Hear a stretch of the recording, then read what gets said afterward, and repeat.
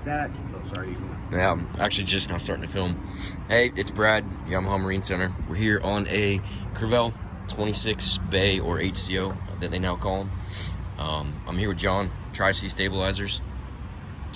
We put one of the new SK1s so you can see how small of a boat we can squeeze this sucker into. And John actually did the install, so we're just gonna have him kind of go through everything for us and with us and show us where everything's at. So no cutting, huh? Just pulled the door off?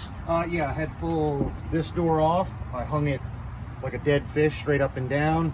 And I got it in here and laid back down. And then you just cut that liner? Yeah, I had to cut that liner out so I could get to the structure of the boat and glue down an aluminum bracket for it to bolt to. Nice. So she's in there good and solid. I didn't really have to move a whole lot in here. Your battery and your start engines are pretty much the same as they were before, or they are the same as they were before. The battery for the Seakeeper, I added a battery. It is now tied into the house bank, which is this battery. So you now have two batteries powering your house and the Seakeeper. I removed the 20 amp charger that was down here. We upgraded to a 60 amp charger, which is right here. It is powering your crank and house battery and the starboard or the Seakeeper battery up forward. Okay, where'd you put the Seakeeper battery? In front of the Seakeeper? Yeah, it is actually up here with your other batteries. Oh, for the trolling line, okay. Just because there's never enough room on a boat, I had to sneak it in somewhere. So these batteries, I do believe, are for your trolling motor, and that's a completely separate system. This is your Seakeeper battery here, and it's tied in. Nice. To the battery back there. It's a Group 27. That fit good. Same as the other ones, yeah. Didn't have to move anything, rearrange anything. And right now we have the Seakeeper plugged in, and that charger has its own charging port. Which is the same as it was before. Well, it's a different port, but it's in the same spot. Right. So this one is going to be charging those three batteries up there for the trolling motor, and this one does everything else. And then the battery switch for the Seakeeper there is just off and on, right? Yes, correct. You can turn that off and on. That'll just control your Seakeeper. When you turn it off, you still have two batteries in your house bank, and you should be good to go. But the house switch is still controlled over there. Yes, this is everything else. And then our this is everything else. This is just the Seakeeper. But our relay will still work once one battery's done charging. It'll start charging the other batteries. Correct. Okay, cool. Good deal. And then we're just plugged into regular extension cord power, 110 volt or whatever it is. And then the Seakeeper, when we turn it on, which you haven't done yet, right? Not yet. I'm getting ready to. Okay. Just walking through a few things. If you look to the right of the Dolphin battery charger, there is an 80 amp breaker there. I see It's labeled Seakeeper. Again, if that ever pops, gets hot or anything, you can reset it. Perfect. That's where that is, in case you need it. I did label it just in case. Because sometimes... And now we didn't do a Seakeeper display on the dash, really, because we have no room. But everything's going to be integrated with the SimRag once we can update that to the latest version of the software. So I'll get some video of that once we update it. Yeah. I need to break in the back. I'll show you where the pump is. That might take a minute, though. Oh, the seawater pump? Yeah. Pump, keep it cool. It also has a heat exchanger in the unit. I'll show you that. This is the Seakeeper pump right here in the middle. It's the same style, same everything as your other two pumps, but it's this one right here. The seacock for it is right down here. I'm gonna open that now. But it's on its own seacock. It's not shared with anything else. It is not sharing anything else, no. Okay. And you're just bleeding it to make sure? Yeah, I just wanted to burp it, make sure. I mean, it's well below the water line, so it shouldn't be a problem, but... And now we're checking for leaks. Yeah.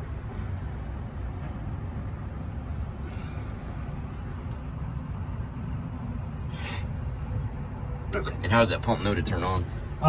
That pump is wired to the Seakeeper. It will come on as needed. It won't run the whole time the Seakeeper is running. Okay. Only when it trips a temperature sensor, then it'll turn it on. Turn on your saltwater pump. Perfect. Yeah, and I think I saw where you had popped through the bulkhead up front for all the cooling lines and stuff. That looked nice. Yeah. Nice and clean. Yep. The discharge, because you got water coming in and going out. You got it going out. It was just kind of dictated. It's right there. This guy right here. Perfect. It was just kind of dictated by the layout of what's below the deck here. I just kind of had to put it where it would fit, to be honest with you. Oh, makes sense.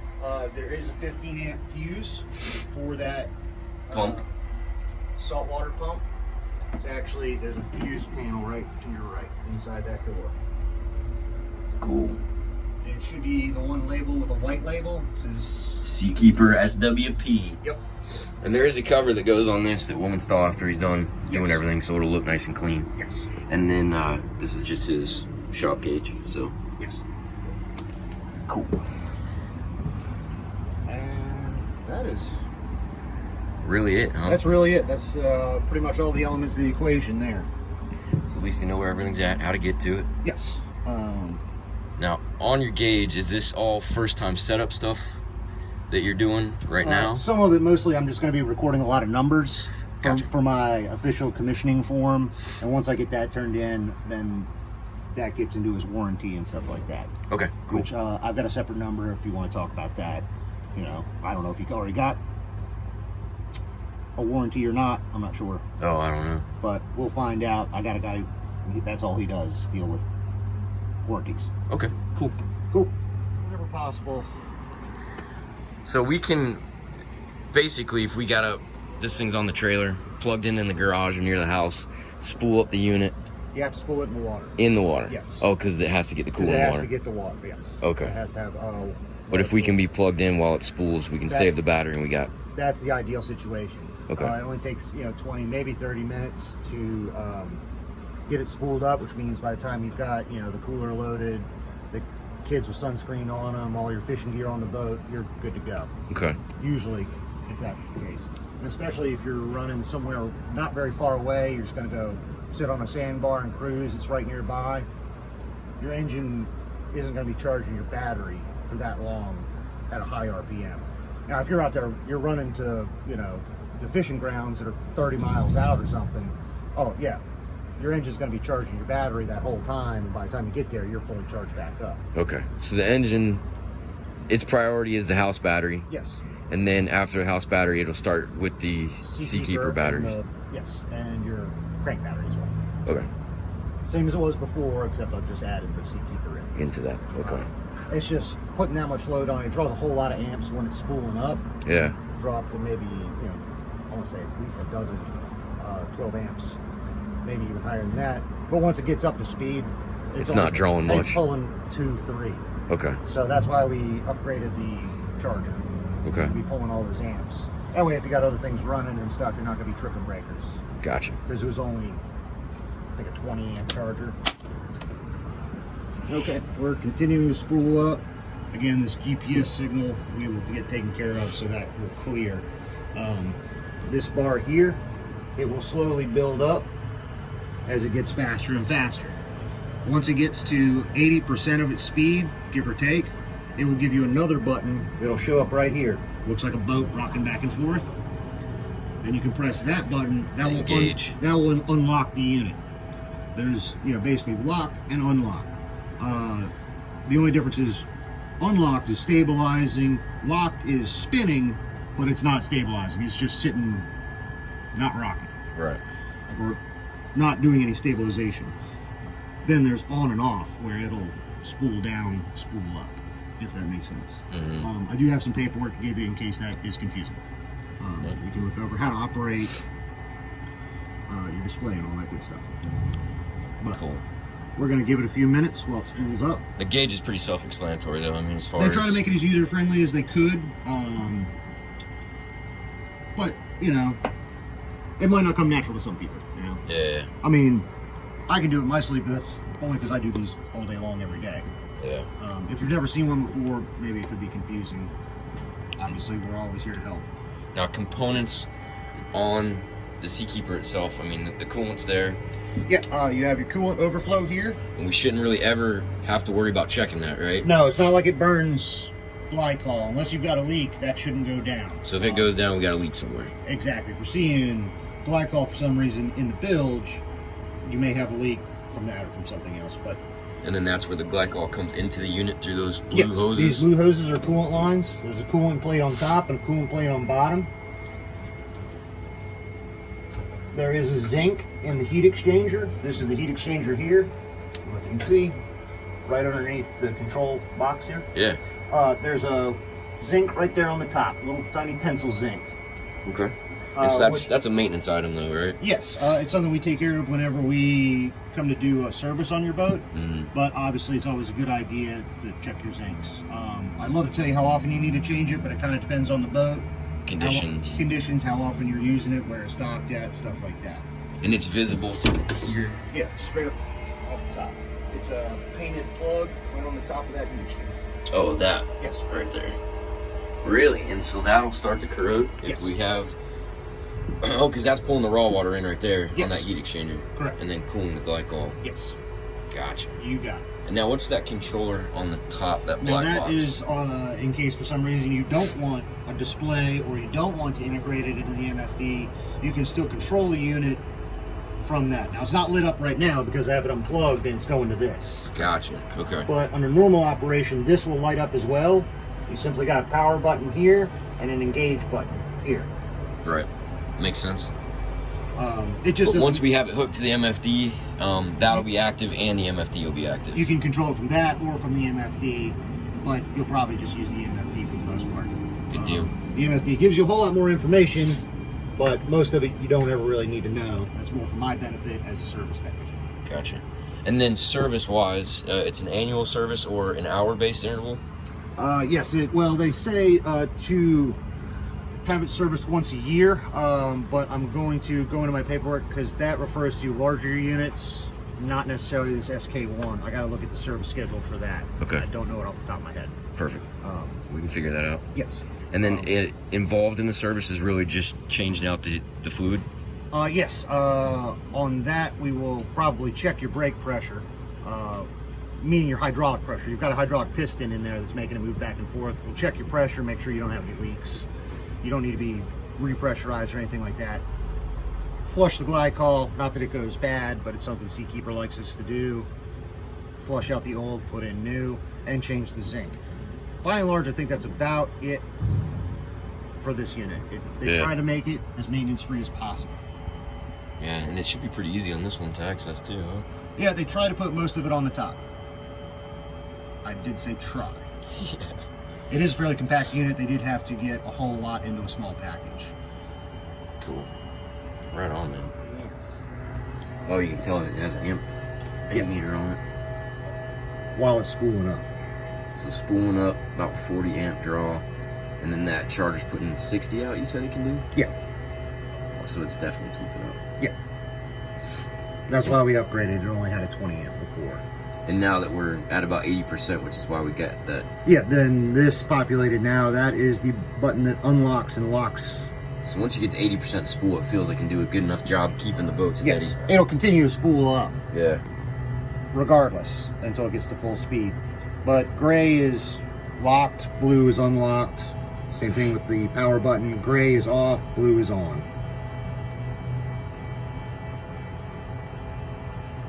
I don't know if you kind of hear, but that thing's not loud at all.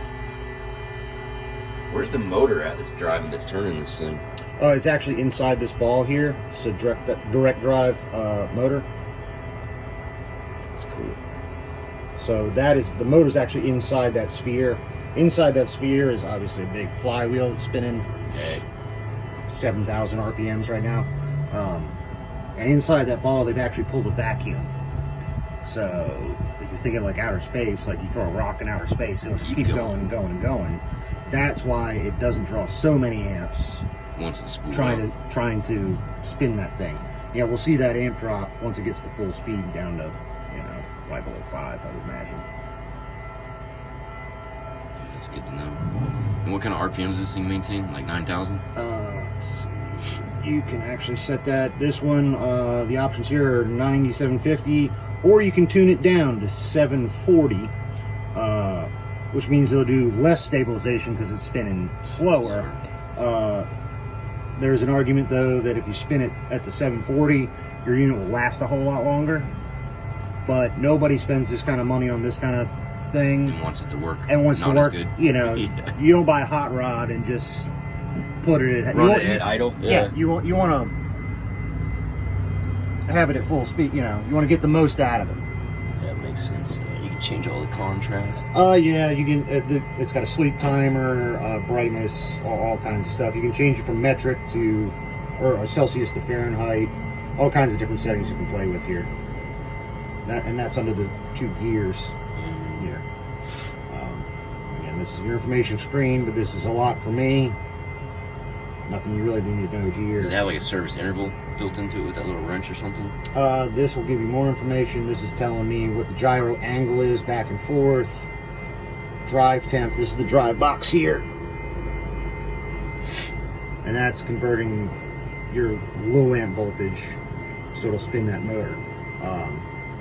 That actually is what gets the hottest on the thing. Believe it or not, there's bearings in here, but they don't get hot. Well, they do, but not really. Yeah.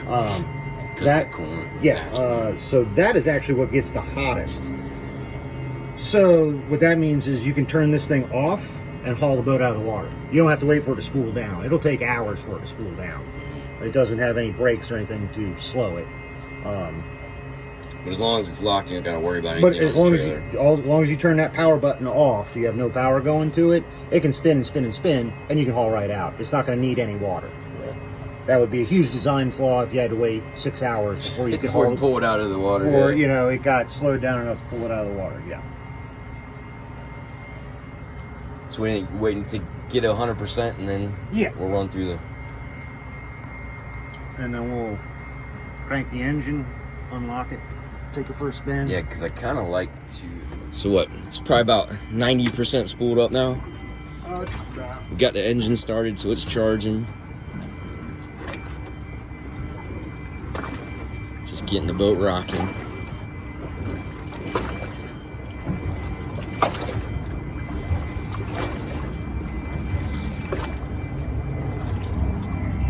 Whoa, that stopped immediately. Crazy. Alright, now you can try and rock it again.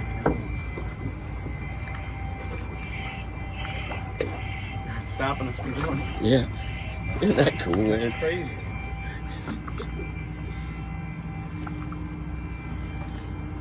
That's just kind of cool at whatever angle it's at. Now that's just physics making that thing move, right? Like it's telling it what angle the boat's at, or? Well, it does have an angle sensor in there.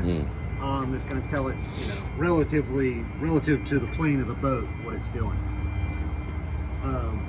There's also all kinds of software involved in that, where it'll start to learn your wave intervals. So let's say you're in regular seas that are hitting you 2 feet at every 5 seconds. Well, if that goes on long enough, it'll start to predict the next wave. It'll know every 5 seconds I'm getting a 3-foot wave. So it'll start to counteract ahead of time before that gets there. And then if it's wrong, it just corrects itself. Exactly. And, yeah. Wow. That's super cool. So now we need to go run out there and see if we can get the cooling water to kick on and all that stuff. Yep. Just give her a little. So I can unplug it from dock power now, right? Yep. All okay, right. Engine's running. Yep, engine's running. She spooled up most of the way, so you don't have dock power, and engine should keep it fresh. What's the amperage coming out now? Just about to check that. It's still spooled up a little bit, but. So we're still running 40. Seakeeper? Yeah. Yeah, it's pretty cool, man. Yeah, on a boat this size, you know, Seakeeper 1, this is the newest one they just came out with a year or so ago. Yeah. This might be. So you check the voltage, we're charging off the engine. Now we're pulling about 14 amps. Now that it's completely spooled up. You're only about like 600 RPMs. We still got 12.6 volts on the battery. Now, as you can walk around the boat, it really just makes everything completely stable. And we're not in anything crazy out here right now. But normally on these boats, because of how low they draft, how high they float in the water, you really feel them moving around as you're walking around. And this thing's just dead steady.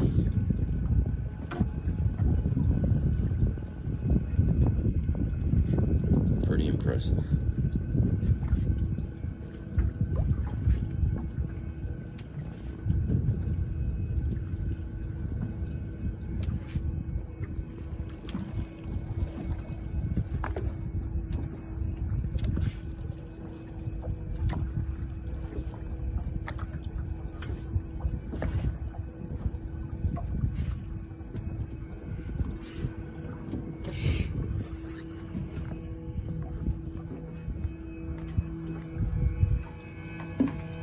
That wasn't much, but... What are you trying to get it to read? Oh, I just wanted to make her move a little bit. Do you need me to do that while you're looking at the gauge or anything? Nah. Alright.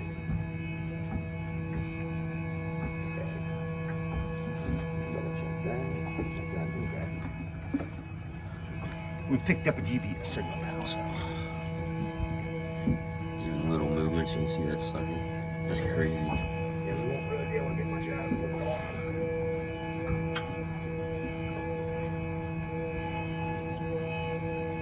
John's kind of shaking the boat right now. Yeah. I don't know how much 150 pounds can do to this. That's what I'm saying. About all I can muster up. That's what I was hoping we could find a boat running around. There's no one out here today. I was about to say, hey man, come wake us out real quick. Yeah. See if those Coast Guards still aren't out here. We could have them drive around us. No kidding.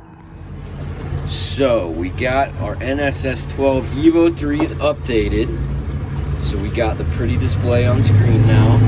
As you can see by the blue icon, the Seakeeper is unlocked. So getting her up on plane keeps it nice and flat. Not that the Crevalle doesn't plane pretty flat as it is. But we don't have much wake here. We got some boats coming, but nothing too terribly big. We're gonna go ahead and make our own wake. Hey John, make sure your folder doesn't fly away.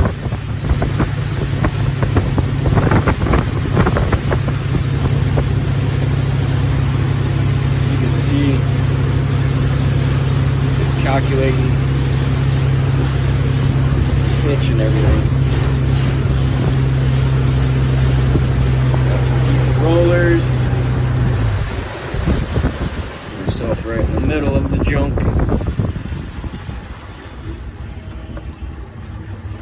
You can see the side-to-side motion is pretty much gone. We're just going up and down.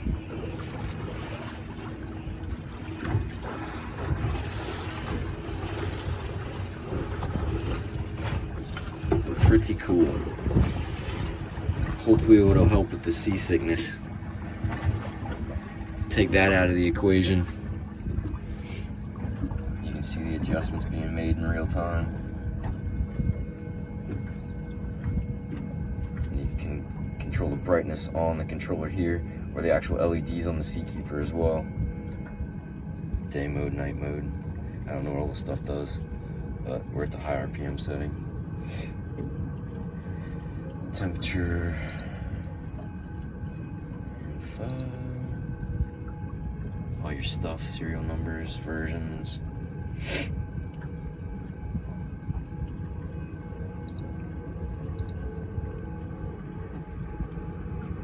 On and off, lock and unlock, any alarms.